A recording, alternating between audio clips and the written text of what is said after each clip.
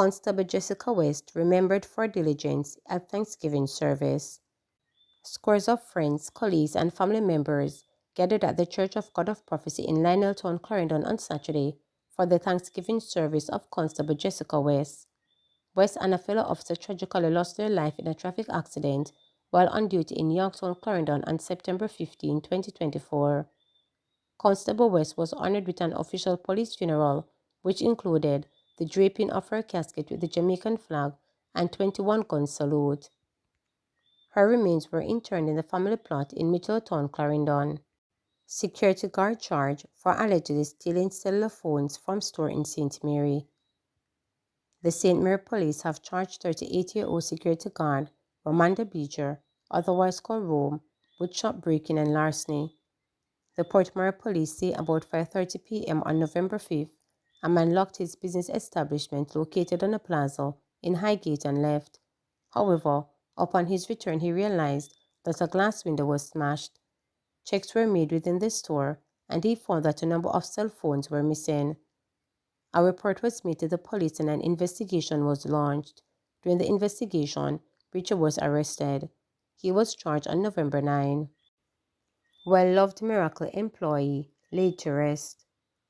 Learning that Lady David Allison, one of the most dedicated and hardworking employees of Miracle Corporation, had collapsed and died on the job in September, brought about an immediate and very devastating feeling for Richard Lee, Chief Executive Officer CEO of the company. Allison, who was an operations manager, died of a massive heart attack on September 27. He worked with Miracle for a period of 10 years. He was the father to one son.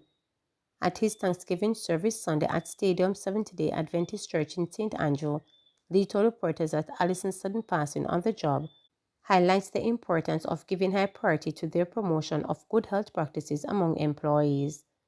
Lee shared that plans are being put in place to ensure that the mental health and general well-being of his employees are taken care of. He has already started talks with a nutritionist and counselors to have them come in and engage staff. His passing comes very suddenly, and it shows that we all have to give high priority to our health because we really don't know what possible underlying conditions we have. It is a stark reminder that we must respect and care for our family and friends because we don't know at what time of our lives they can be taken away from us, as was the very unfortunate situation with Leslie Allison, Lee told reporters. The CEO shared that Allison's death devastated the entire company and said operations had to be shut down for an entire day when he passed. When we got the news that he had passed, I immediately made my way down to the company to speak with the staff who were totally distressed by his passing. It was a difficult speech for me to deliver because the moment was very emotional. I immediately had to close the company for the day as a mark of respect for Allison, but also because no one was in the position to work. Everyone really loved Allison. He was a great man who will be tremendously missed, stated Lee. He will be tremendously missed by everyone, and indeed we extend once again our sincere condolence to the family for the sudden passing of such a great, friendly, comical father and co-worker. My memories of Allison was that he was always willing to do what was necessary, above and beyond what anyone would expect as being normal course of duty at the company. Tiffany Perrin, a co-worker of Allison, described their relationship as very close. He was a very humble young man. Funny enough, Allison, even though he may not want to do something, he would still do it. He was someone you could count on. Close pal Robert Vaughn said Allison was the embodiment of a true friend. He will be truly remembered by many. He was a brother and a hero. He shall live on in our hearts. Vaughn shared. Best friend and drinking partner Romantia Matson said Allison was a very kind person who loved by adults and children. Whenever I called on him, he was always ready. My children loved him. He was a kind person. When my children heard that he died, they cried. My last daughter really loved him. She was his favorite. And charming Peterkin described Allison as kind, ambitious, amazing, and the most wonderful and hardworking friend she ever met. He was ambitious, and that's what I love about him. He was my motivation, she stated.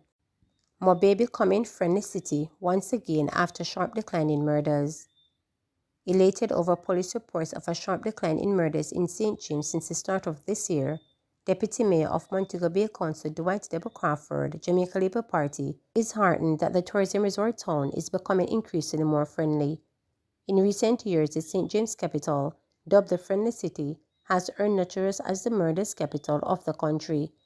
Between January 1 and November 9, St. James recorded 113 murders, which is 57 or 35.5% fewer than the 170 recorded over the corresponding period last year. However, the 113 murders is the most of the 972 murders recorded across the 19 police divisions in the island up to November 9 this year. The city of Montego Bay is becoming friendlier and friendlier more than ever. This month of November, we have seen 54 fewer murders in St. James at Crawford on Friday while addressing the World Town Planning Day celebration at Montego Bay Conventional Center. We must celebrate our victories, and if it is happening here in St. James, you can only imagine, when you add up the numbers from other parishes, how we are doing, he added. Deputy Prime Minister and Minister of National Security Dr. Harry Strong, who was delivering the keynote address, also welcomed the reduction in the murders in St. James. While you might have heard of the issue of crime, which we have to fight, and I have a responsibility to do so, and I can report, and Mr. Crawford gave us the initial outlet, that we are now moving back to a friendly city, Chang stated. In fact, he revealed that he was informed by Superintendent of Police Aaron Samuels, Commander for the St. James Police Division, that no murders have been recorded in Norwood for a year. Zones of special operations are in place in St. James communities of Norwood and Mount Salem. The commander of the St. James Police Division assured me Thursday that we have not had a single murder in Norwood for a year and one in Mount Salem, so you can drive through, and we have in fact put that in, said the Security Minister, who is also a Member of Parliament for St. James Northwestern. In an apparent swipe of members of the opposition People's National Party, who on occasion have argued that the government does not have a crime plan, Crawford implied that the reduction in crime suggests otherwise. I remember persons were asking, what is the plan? It's working. It is working, Minister. It is working, Crawford stated. Crawford, who argued that we are of a crucial moment in our journey as we prepare our Sustainable Development Plan, pointed out that St. James Municipal Corporation in 2016 successfully tackled the issue of flooding in downtown Montego Bay. You notice rain is falling, and since we did that clean-up in 2016 and have continued to do the maintenance, downtown Montego Bay has not flooded again. Proof of the pudding, work is being done. Every time we have a little drizzle in Montego Bay, the gas station downtown would be flooded, and it has not happened in 7 years, Crawford noted. Remember to subscribe, like, share, and click the notification bell for daily updates.